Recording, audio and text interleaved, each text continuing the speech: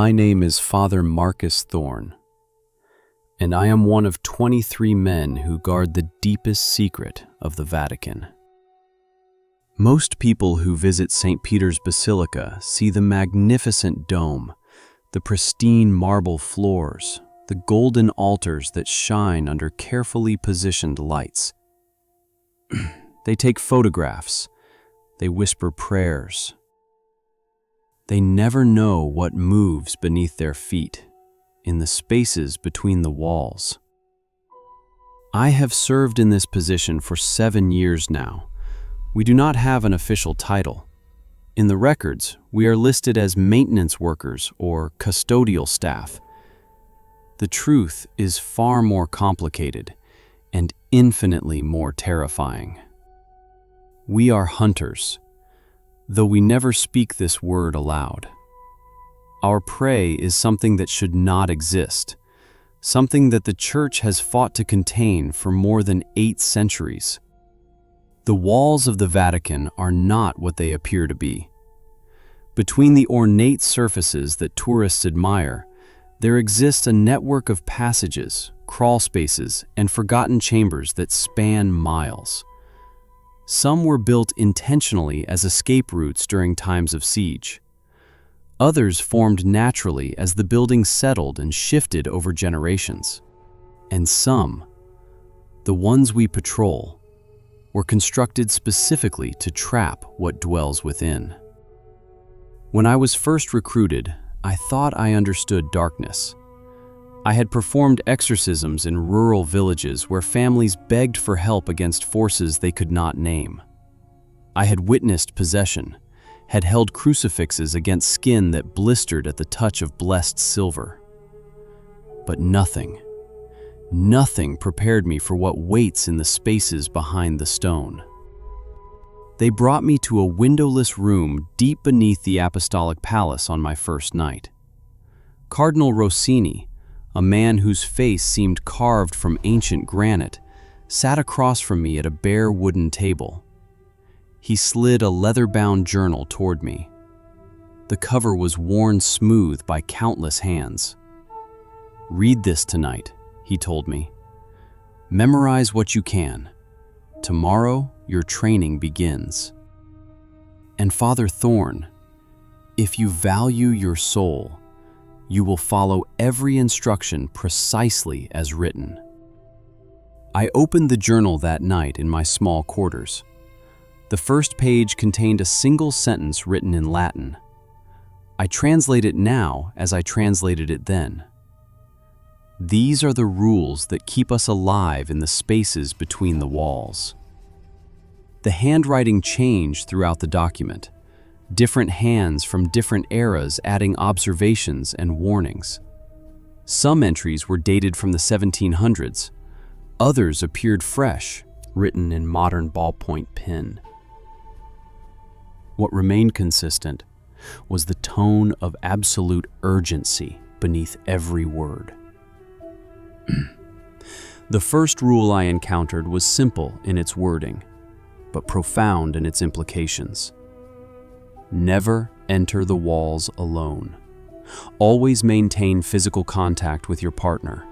The moment you lose touch, even for a second, call out their name continuously until contact is reestablished. If they do not respond after 3 calls, retreat immediately and seal the entrance behind you. This rule existed because of what they called the separation. Men who lost contact with their partners in the darkness reported hearing footsteps that matched their own pace. Exactly. They heard breathing that synchronized with their own lungs.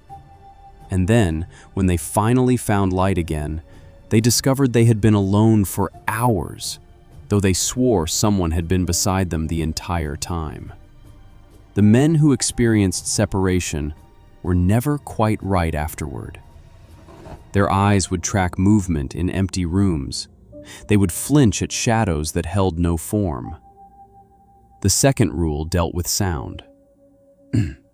If you hear singing in the walls, do not attempt to locate the source.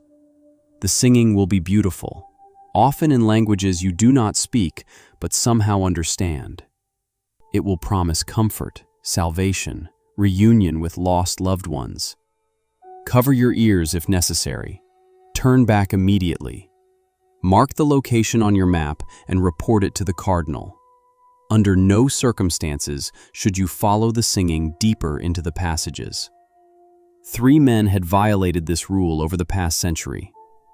Their bodies were found weeks later, positioned in crawl spaces so narrow that it should have been physically impossible for them to enter. Their mouths were open in expressions of rapture, not terror. Their hands were clasped as if in prayer, and their throats showed signs of trauma consistent with screaming, though their faces suggested they had died in a state of bliss. I learned that the singing came from something the journal called the choir. The entries about the choir were contradictory and confused, written by men trying to describe something that defied rational explanation. Some claimed it was a single entity that could mimic multiple voices. Others insisted it was a collective, fragments of souls that had become trapped in the walls over centuries. One entry, dated 1988, proposed that the choir was neither spirit nor demon, but something older. Something that had existed in the stones before the Vatican was ever built. The third rule addressed light. Always carry 3 sources of illumination. If your primary light fails, switch to the secondary immediately. Do not continue in darkness, even for a moment. If your secondary light fails as well, you have exactly 60 seconds to reach an exit before you must use your third and final light source. This last light is a flare that burns with blessed fire. It will reveal things that ordinary light cannot show. Once you ignite this flare, do not look at the walls. Keep your eyes forward. Move toward the nearest exit. Do not stop for any reason. The journal contained testimonies from men who had been forced to use the flare. One wrote that the walls appeared to breathe when illuminated by its light, expanding and contracting like lungs. Another described seeing faces pressed against the stone from the inside, mouths working silently, eyes tracking his movement. A third entry was less coherent, just a frantic scrawl insisting that the walls were not walls at all but skin, that the entire Vatican was built upon the body of something vast and dreaming. On my second day, they took me into the walls for the first time. My partner was Father DeLuca, a compact man with silver hair and steady hands. He had been serving for 12 years. We entered through a panel behind a confessional in one of the smaller chapels. The space beyond was barely 3 feet wide, the walls pressing close on either side. Our flashlights carved thin tunnels through absolute darkness. "Stay close," DeLuca whispered.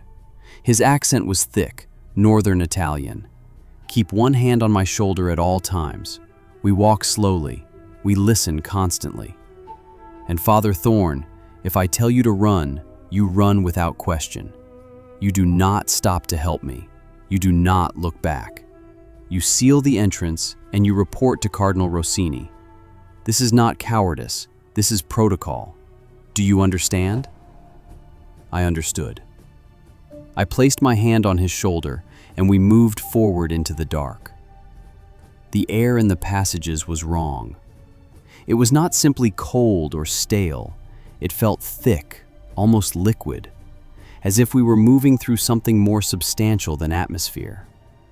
My breathing sounded too loud in the confined space. Every footstep seemed to echo longer than it should, bouncing off invisible distances that my flashlight could not reach. DeLuca led me through a series of turns, left, then right, then left again. I quickly lost all sense of direction. The walls were bare stone, unmarked except for occasional scratches that might have been ancient tool marks or might have been something else. At irregular intervals, we passed small alcoves carved into the rock. DeLuca's light never lingered on these spaces. "Do not look into the alcoves," he said quietly. "This is rule number 4. The alcoves are marked with small crosses carved above them. These crosses indicate that something is sealed within. The seals are old, some dating back to the 1200s. We do not know what they contain. We do not investigate. We pass them quickly, and we do not shine our lights inside." I could not help myself. As we passed the next alcove, my eyes flicked toward the darkness within. For just a fraction of a second, my flashlight beam swept across the interior. I saw something pale shift in the shadows, something that might have been fabric or skin. DeLuca's hand clamped down on my wrist with surprising strength. "I told you not to look," he hissed. "Now we move faster. It knows we are here." We increased our pace, moving as quickly as the narrow passage allowed. Behind us, I heard a sound like stone grinding against stone. DeLuca did not turn around. His breathing remained steady, but I could feel the tension in his shoulder beneath my hand. "Rule number 5, he said, his voice carefully controlled. "If something follows you in the passages, maintain your pace. Do not run unless I give the command. Running triggers pursuit. Steady movement, calm breathing, constant prayer. Repeat the prayer I am about to teach you, Father Thorne. Repeat it until we are safe." He began to recite words in Latin, a prayer I did not recognize from any liturgy I had studied. The words felt strange in my mouth, angular and harsh. But as I repeated them, the grinding sound behind us grew fainter. By the time we reached the next intersection, it had stopped entirely. DeLuca finally paused, allowing both of us to catch our breath. He turned to face me, his weathered features grave in the flashlight beam. "You looked into the alcove," he said. "This was foolish, but you are new, and curiosity is natural. Learn from this mistake. The things sealed in those spaces are aware. They wait. They watch through cracks in the stone. When you acknowledge them with your attention, you create a connection. They can follow that connection. Do you understand?" I nodded, my throat too dry to speak immediately. When I finally found my voice, I asked the question that had been building since we entered the walls. "What are they? What is sealed in there?" DeLuca's expression shifted into something like pity. "We do not have complete answers," he said. "The records go back centuries, but they are fragmented, incomplete. What we know is this. In the year 1216, Pope Innocent III ordered the construction of special chambers throughout the Vatican. He claimed to have received divine instruction about entities that would seek to corrupt the Church from within. These entities could not be destroyed, he said, but they could be bound and contained. The alcoves were built as prisons. Over the following centuries, more were added as new threats emerged. "But what are they?" I pressed. "Demons? Spirits?" DeLuca shook his head slowly. "If only it were that simple. Demons we understand. Demons follow rules, hierarchies, predictable patterns. What dwells in these walls is older and stranger. Some of the bound things claim to be saints whose martyrdom was kept secret. Others insist they are angels who fell, not from pride, but from sorrow. And some speak in languages that predate Latin, predate Aramaic, predate anything in our records. Cardinal Rossini believes they are fragments of something that existed before creation itself, pieces of the void that God shaped into order. They are the darkness that was pushed aside to make room for light, and they have been trying to return ever since." The passage opened into a wider space ahead, and I could feel the air change, growing somehow heavier. DeLuca's pace slowed even further as we approached what appeared to be a junction where 3 passages met. In the center of this small chamber, carved into the floor, was a circle of symbols I did not recognize. They seemed to shimmer in our flashlight beams, though that might have been a trick of the dust floating in the air. "We must cross this carefully," DeLuca said. "Rule number 6. When you encounter marked circles in the floor, you must step over them, never on them. Place your feet only on the unmarked stone. These circles are not seals like the alcoves, they are listening posts. The entities use them to monitor movement in the passages. If you step on the symbols, they know exactly where you are. They know your weight, your heartbeat, your fear. And they will come." He demonstrated, stepping with exaggerated care over the circle's edge. I followed, my legs shaking slightly as I stretched to clear the symbols. As my second foot came down on the far side, I heard something that made my blood freeze. Breathing. Deep and rhythmic, coming from one of the 3 branching passages. DeLuca held up his hand for silence. We stood absolutely still, our lights pointed at the floor to avoid drawing attention. The breathing continued, steady and unnaturally slow. Each inhalation seemed to last 10 seconds, each exhalation even longer. There was a wet quality to it, like air passing through fluid. "Do not speak," DeLuca mouthed silently. He pointed to the right passage, indicating our route. Then he pointed to the left passage, where the breathing originated. He made a walking gesture with his fingers, then shook his head firmly. Whatever was making that sound, it was mobile, and we needed to move away from it without making noise.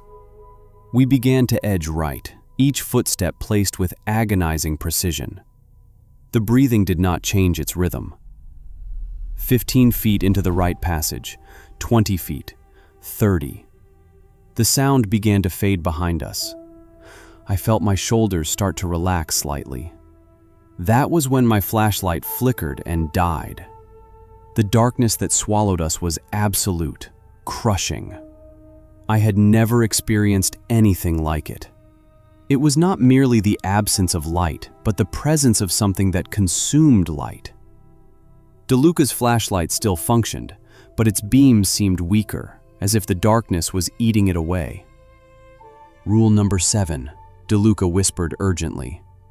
"If your light fails, you must hold on to me and close your eyes. Do not attempt to see in the dark. The darkness here shows you things that are not real, or worse, things that should not be real. Keep your eyes closed. Trust only touch and sound. Do you understand?" I squeezed his shoulder in acknowledgement and forced my eyes shut. My other senses immediately sharpened. I could hear water dripping somewhere far away. I could smell ancient stone and something else, something organic and wrong, like meat that had been rotting for centuries. And I could feel vibrations in the floor, rhythmic pulses that matched the breathing we had heard earlier. The breathing was getting closer. "We must move now," DeLuca said, his voice still barely audible. "Stay connected to me. Keep your eyes closed. If I squeeze your hand 3 times, you must let go and run straight ahead. You will find stairs approximately 40 meters forward. Go up 3 flights, turn left, and you will see a door marked with a red cross. Go through it and seal it behind you. Do not open it again, no matter what you hear." We moved faster, DeLuca guiding me through the darkness. I kept my eyes clamped shut, fighting every instinct that screamed at me to look, to see what was pursuing us. The breathing grew louder, closer, and beneath it, I heard something else. Footsteps. but not the footsteps of anything human. The rhythm was wrong, the weight distribution impossible. Something was walking toward us on legs that bent in ways legs should not bend. DeLuca's breathing quickened. His shoulder tensed beneath my hand. The footsteps were very close now, maybe 20 feet behind us. I could hear wet sounds accompanying the movement, flesh sliding against stone. "Father Thorne," DeLuca said, and his voice carried a note of finality that terrified me more than anything else. "Listen very carefully. In 10 seconds, I am going to fire my weapon. The moment you hear the shot, you will open your eyes and run. Do not look back at me. Do not stop for anything. Follow my earlier instructions exactly. Tell Cardinal Rossini that passage 7 is compromised. Tell him the breathing one has broken its alcove seal. Tell him we may need to collapse this entire section. Do you understand?" "No," I gasped. "I am not leaving you here." "This is not a discussion, Father. This is my duty. I am one of the Pope's guards. You are a priest who the Church cannot afford to lose. You carry knowledge that must reach Cardinal Rossini. My life for yours is not a sacrifice. It is mathematics." The wet footsteps were perhaps 10 feet away now. I could hear something dragging along the wall, something that scraped and clicked. "5 seconds, Father," DeLuca said calmly. 4, 3. Remember passage 7 and the breathing one. 2. Run straight and do not look back. 1. The gunshot was deafening in the confined space, a thunderclap that seemed to shake the walls. My eyes flew open involuntarily. In the muzzle flash, lasting less than a second, I saw what was behind us. I wished to God I had kept my eyes closed. The thing in the passage was tall, impossibly tall. Its body stretched and distorted as if it had been pulled like taffy. Its skin was the color of old parchment, covered in symbols that writhed and reformed even as I looked at them. But it was the face that destroyed something in my mind. It had too many features, layered on top of each other like a poorly shuffled deck of cards. Eyes stacked upon eyes, mouths nested within mouths, all of them moving independently. "Run!" DeLuca screamed, firing again. "Run now!" I ran. My legs carried me forward through the darkness while my mind tried desperately to forget what I had seen. Behind me, I heard more gunshots, 6 in rapid succession, then a scream that started human and ended as something else entirely. Then silence. Terrible, complete silence. I ran until my lungs burned, until my legs threatened to collapse. My feet found stairs and I climbed. 3 flights as DeLuca had instructed. I turned left. I saw the door marked with a red cross. I threw myself through it and slammed it behind me, my hands fumbling with the heavy bolt. I found myself in a small chapel I had never seen before, lit by electric lights that seemed impossibly bright after the darkness. My hands were shaking so violently I could barely function. I sank to my knees, gasping, my mind replaying that final image over and over. The door behind me suddenly shook with a tremendous impact. Something was striking it from the other side, something powerful. The red cross painted on the wood began to glow faintly. The pounding continued for what felt like hours but was probably only minutes. Then it stopped. In the silence that followed, I heard a voice whisper through the crack beneath the door. It spoke in DeLuca's voice, but the words were wrong, twisted. "Father Thorne, you looked when I told you not to look. You saw what should not be seen. Now it sees you. It will always see you. You cannot unsee. You cannot unknow. Welcome to the truth beneath the stones, Father. Welcome to what guards the guards. We will meet again soon in the passages, and next time, there will be no one to tell you to run. The voice dissolved into wet laughter, then faded into nothing.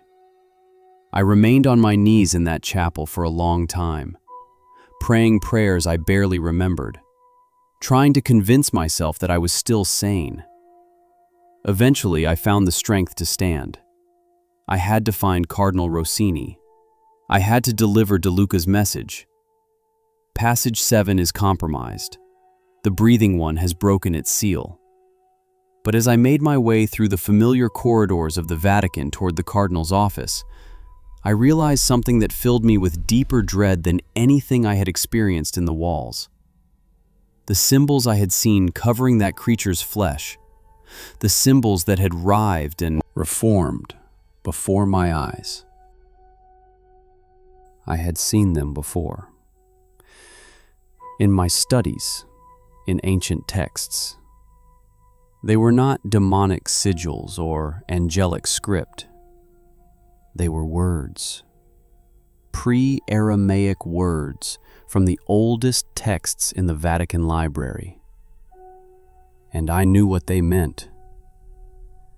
We were here first. We were pushed down but not destroyed.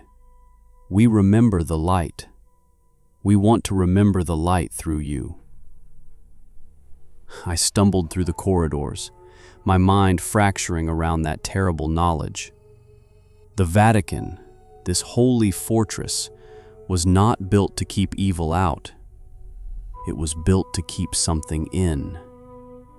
Something older than Christianity, older than Rome itself. Cardinal Rossini's office was in the administrative wing, far from the tourist areas, far from the casual eyes of visiting clergy. I had been there only once before, years ago, when I first arrived at the Vatican. The door was unmarked save for a small brass plate, Prefect of Special Archives. I knocked. My hand left a smear of something dark on the wood. Blood? Moisture from the walls? I could not tell anymore. "Enter," came the cardinal's voice, tired and ancient. The office was not what I expected. No windows. The walls were lined with filing cabinets, all locked with heavy padlocks. A single desk sat in the center, covered in maps. Old maps. Maps that showed Rome as it was 2,000 years ago, with notations in red ink marking tunnels, chambers, structures that no longer existed on any modern survey. Cardinal Rossini looked up from his work. He was older than I remembered, easily in his 80s, with eyes that had seen too much and somehow survived the seeing. Those eyes fixed on me and widened slightly. "You came from below," he said. It was not a question. "Passage 7, I gasped. "De Luca said to tell you passage 7 is compromised. The breathing one has broken its alcove seal. He said you might need to collapse the entire section." The cardinal closed his eyes and made the sign of the cross, his lips moving in silent prayer. When he opened them again, they held a profound sadness. "How many did you see, Father Thorne?" "One, just one. But it took De Luca. He sacrificed himself so I could escape." "Then you were fortunate. Sit. You are owed an explanation, though I suspect you have already begun to understand." He gestured to a chair across from his desk. I sat, my legs grateful to be relieved of my weight. The cardinal stood and moved to one of the filing cabinets, unlocking it with a key he wore on a chain around his neck. He withdrew a folder, thick with documents, and laid it before me. "What do you know of Rome's founding, Father Thorne?" "Romulus and Remus," I replied automatically. "7 Hills, 753 BC. "The story we tell children," the cardinal said. "But there were people here long before Romulus, people whose names are lost to history. They built a city here, but not for the reasons you might think. They built it as a prison, a cap on something they had discovered beneath the ground, something that should never be freed." He opened the folder. The first document was a fragment of text, the papyrus brown with age, the writing in Latin so archaic I could barely parse it. "This is a report from the year 64 AD. During Nero's fire, whole sections of old Rome were destroyed, including some of the oldest structures, the ones that predated even the Etruscan settlements. When the rubble was cleared to rebuild, the workers found passages leading down. They found chambers, and they found things that had been sealed away for reasons the Romans themselves no longer remembered." He turned to another document, this one newer, medieval perhaps. "In 1347, during the Black Death, there was a minor earthquake. It reopened some of the sealed passages. Things emerged. The church sent soldiers to investigate. Only 2 returned.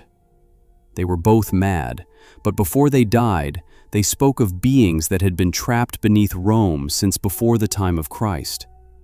Beings that claimed to have once walked in the light, before they were pushed into the darkness by something older and more terrible than they were.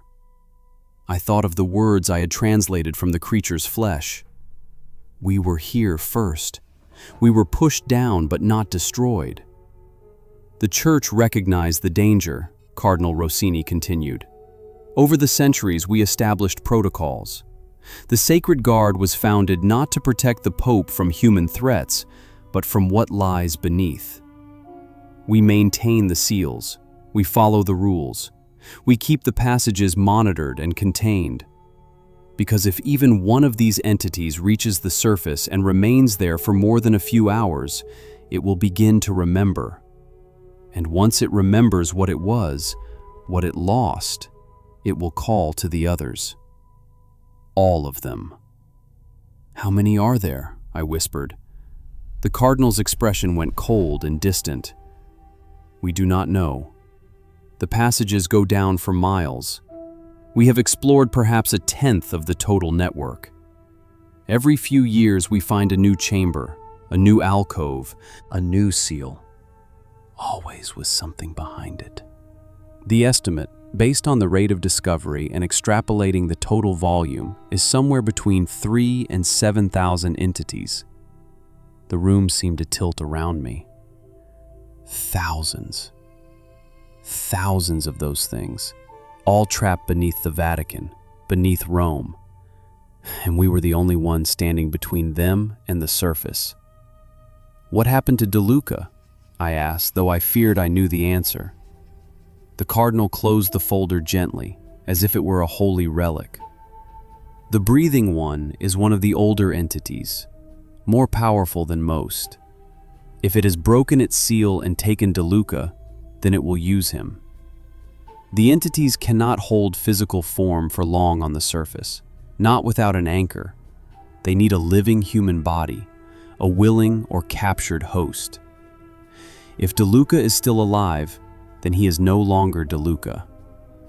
The thing that wears his face will try to reach the surface. We must ensure it does not succeed." He moved to the wall and pressed a hidden switch.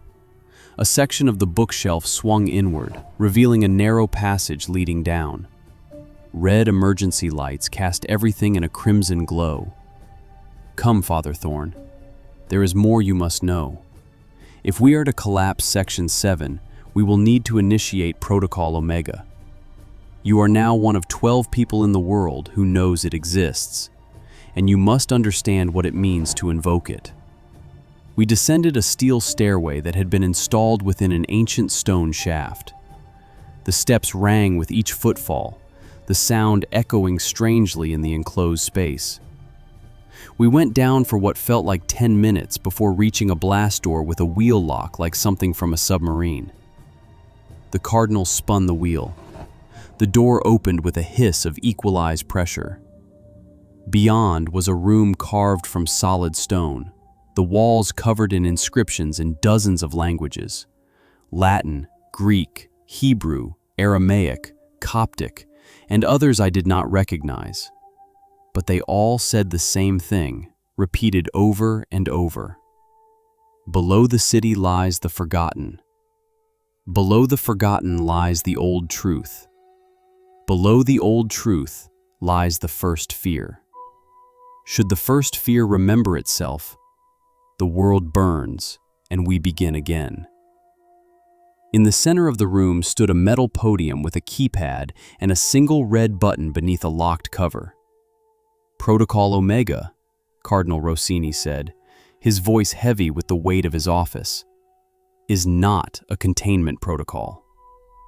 If we activate this, shaped charges placed throughout the entire subterranean network will detonate simultaneously. The resulting collapse will drop everything, every passage, every chamber, every sealed alcove, into the volcanic stone beneath Rome's foundation. The heat and pressure will obliterate everything below. But Father Thorne, you must understand what this means." He turned to face me fully. "The charges have been placed over decades, carefully positioned to ensure complete collapse. But the detonation will be catastrophic. The vibrations will trigger every seismic sensor in Italy. The collapse will create a void that will swallow portions of the city above. Buildings will fall. Infrastructure will fail. Hundreds, perhaps thousands, will die. We estimate between 500 and 3,000 casualties, depending on the time of day and the precise pattern of collapse." The weight of what he was saying crushed down on me. "Then we cannot," I said. "We cannot murder thousands of innocent people." The cardinal's expression did not change. "And if we do not? If the breathing one reaches the surface and calls to the others, if 3,000 entities break free and spread across Rome, across Italy, across the world? How many will die then, Father Thorne? How many souls will be taken and worn like clothing? The entities do not kill. They are worse than killers. They possess. They hollow out the living and wear them. And once they remember what they were, once they recall their original purpose, they will spread like a plague." What was their original purpose? The cardinal turned back to the inscriptions on the wall. "We do not fully know.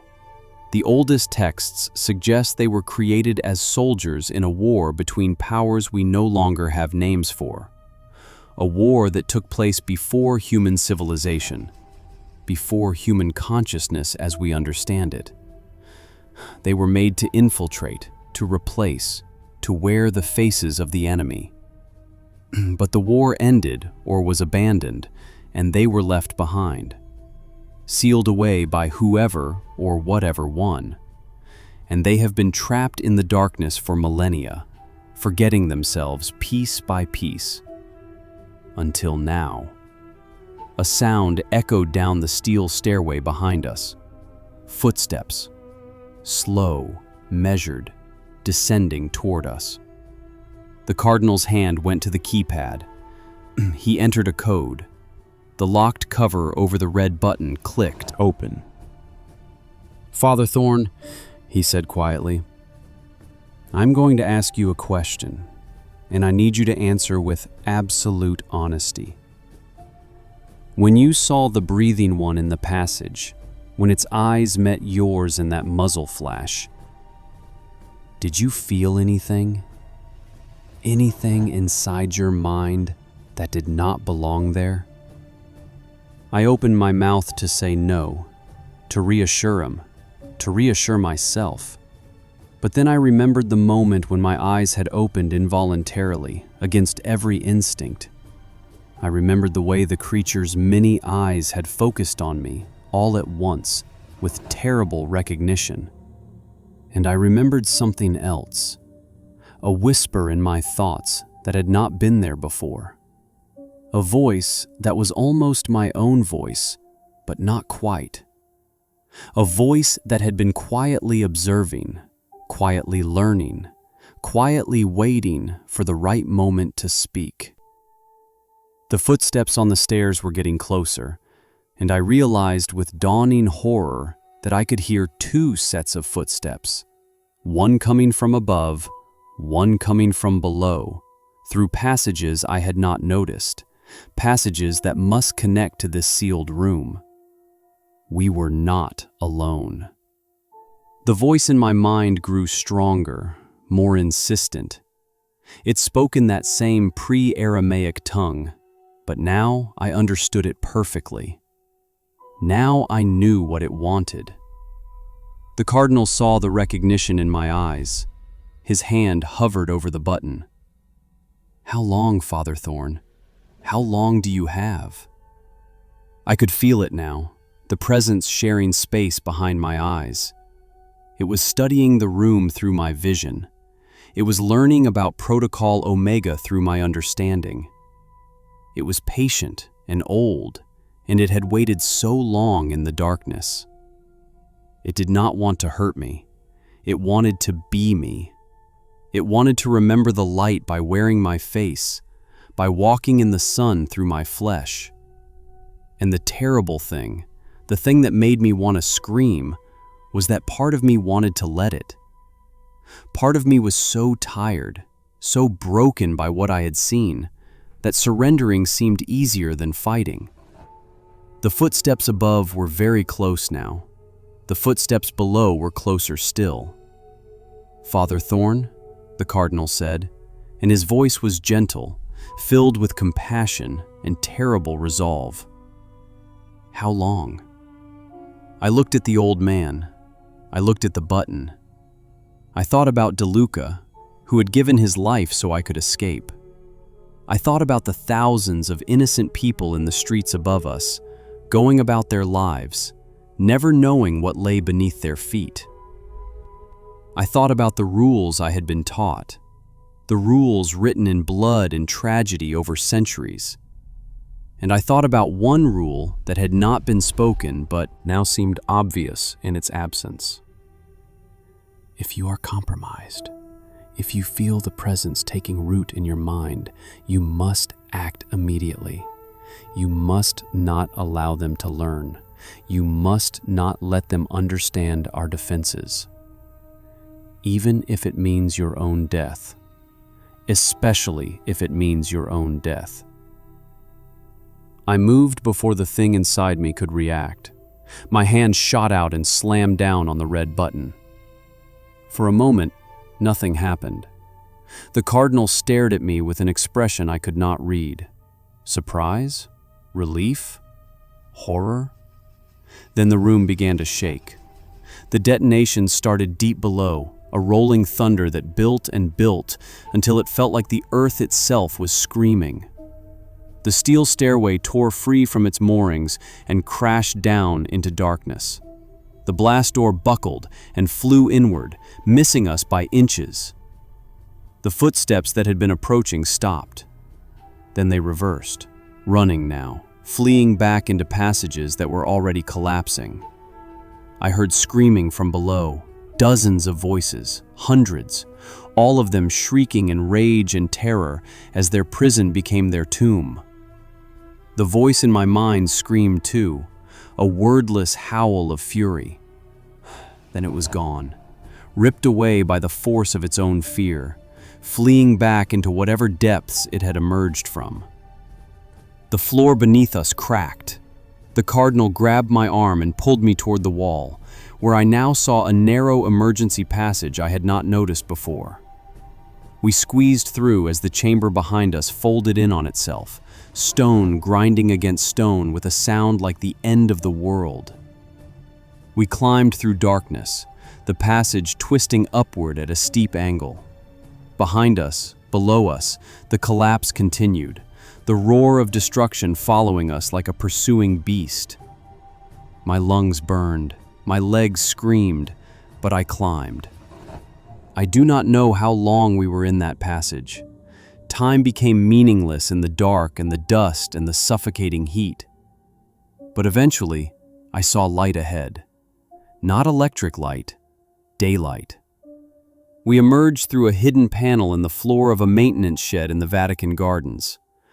The moment we pulled ourselves through, the ground shook one final time, a tremendous settling as millions of tons of stone found their new configuration deep below. Then silence. Beautiful, horrible silence. Cardinal Rossini and I lay on the floor of the shed, gasping, covered in dust and blood and the residue of places that should never be touched. Through the small window, I could see St. Peter's dome, unchanged, eternal, beautiful against the Roman sky. Sirens began in the distance. The collapse had been felt across the city. Emergency services would be responding to reports of a minor earthquake. Buildings had been damaged. People had been injured. The official count, I would later learn, was 273 dead, mostly from structural failures in older buildings near the Vatican. 273 souls. I will carry their names for the rest of my life. I will pray for them every day. And I will never know if I made the right choice. The cardinal sat up slowly, his face ancient in the dusty light. "You did what was necessary," he said, as if reading my thoughts. "You saved the world, Father Thorne, and you will never be thanked for it. You will never be able to speak of it. The weight of what you did today will be yours to carry alone. This is the burden of those who know what we guard. This is the price of standing between the light and the darkness." He pulled himself to his feet and helped me up. Through the window, I could see Swiss guards running toward the gardens, responding to the tremors. Life was continuing. The world was spinning on. And no one would ever know how close it had come to ending. But in the weeks that followed, as I tried to return to my normal duties, I began to notice small things, details that did not quite fit. The way Cardinal Rossini watched me sometimes, with an expression I could not read. The way certain other priests, members of the Sacred Guard, would fall silent when I entered a room. The way I would sometimes find my door unlocked in the morning when I was certain I had locked it the night before. And most disturbing of all, the dreams. Every night I dream of the passages. I dream of walking through the darkness, and the darkness is filled with voices. They whisper in that ancient tongue, and I understand them now. They speak of patience. They speak of time, which means nothing to things that have already waited millennia. They speak of seeds planted and roots growing deep. 1 month after the collapse, I received a package. No return address. Inside was a file, very old, with a single page written in Latin. It was a report from 1823 from a priest named Father Dominic Rossi. He described activating Protocol Omega after an attempted breach. He described the collapse and the casualties and the guilt that weighed on him. And at the bottom of the page, in handwriting that had grown shaky with age, was a final addendum dated 40 years later. I thought we had won. I thought we had ended it. But they are patient, and we are mortal. Every night I dream of them, and every night the dreams grow stronger. I fear I did not seal them away. I fear I only pushed them deeper, where they have more room to grow, more darkness to hide in. If you are reading this, then history has repeated.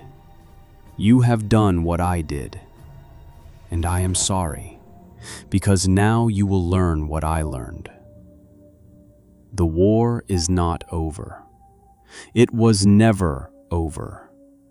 We only ever buy time, and time is all they need. I keep that letter in my desk now, next to my nightly journal. I record my dreams carefully, noting every detail, every whisper, every image. Because I need to know if Father Dominic was right. I need to know if the collapse we triggered did not end the threat, but merely changed it. Last week, a new priest arrived at the Vatican. Father Marco Santini, transferred from a parish in southern Italy. He seems normal, pleasant, dedicated to his work. But yesterday, I passed him in the hallway, and for just a moment, I saw something in his eyes. A flicker of recognition that should not have been there. And beneath his vestments, visible for just a second, I saw a mark on his wrist. A symbol that writhed and reformed. Pre-Aramaic words. I read them before he pulled his sleeve down. They said, "We are patient. We are seeds. We grow in the darkness you created." I have not reported this to Cardinal Rossini. I do not know if I should. Because if I am right, if something did survive the collapse and reach the surface, then everything we did was for nothing. And if I am wrong, if I am simply paranoid, broken by trauma and guilt, then I am a danger to others and should be removed from my position. So I watch, and I wait.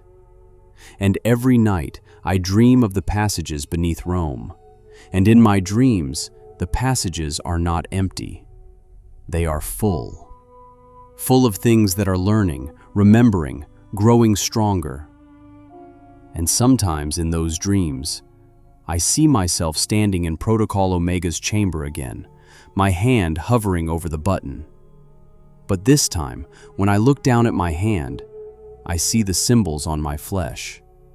I see the words written in skin that is mine but not mine.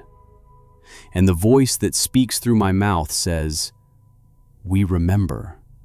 We are remembering. We will remember everything. And when we do, we will rise, wearing the faces of those you trust, speaking with the voices of those you love. We will walk in the light again. We were here first. We will be here last." I wake from these dreams, gasping, my heart pounding, my sheets soaked with sweat.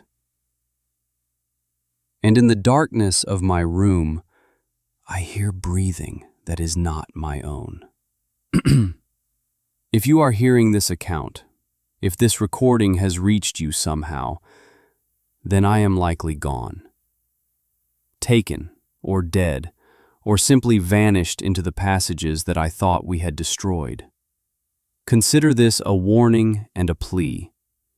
The Vatican is not what you think it is. Rome is not what you think it is. Beneath the holy city lies something ancient, something patient, something that remembers what we have forgotten. The Church guards it. The Church has always guarded it. But guards can fail, seals can break, and the things in the darkness have all the time in the world.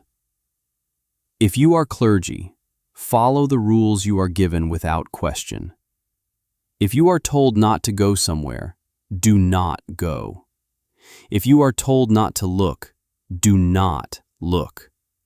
These rules were written in blood, refined through centuries of tragedy.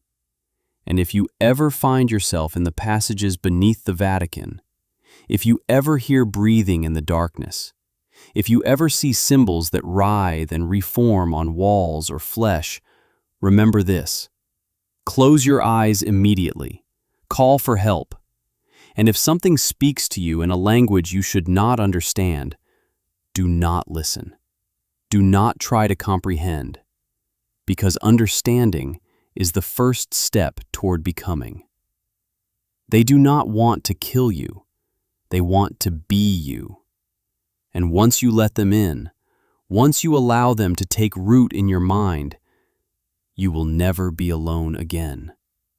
You will share your flesh with something older than civilization, and it will slowly, patiently, gently replace you piece by piece until nothing remains but a puppet wearing your face. This is my warning. This is my testimony. I do not know how much time I have left before I am no longer myself, before the voice in my dreams becomes the voice in my waking hours, before Father Thorne ceases to exist and something else begins to speak through his mouth. The collapse did not end them. It only made them hungry. And now they are learning, adapting, finding new ways to reach the surface. God help us all.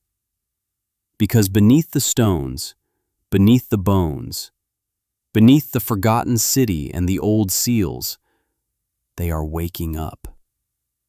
And when they fully remember what they are, what they were created to do, the world will learn that some prisons exist not to contain evil, but to contain the weapons made to fight evil.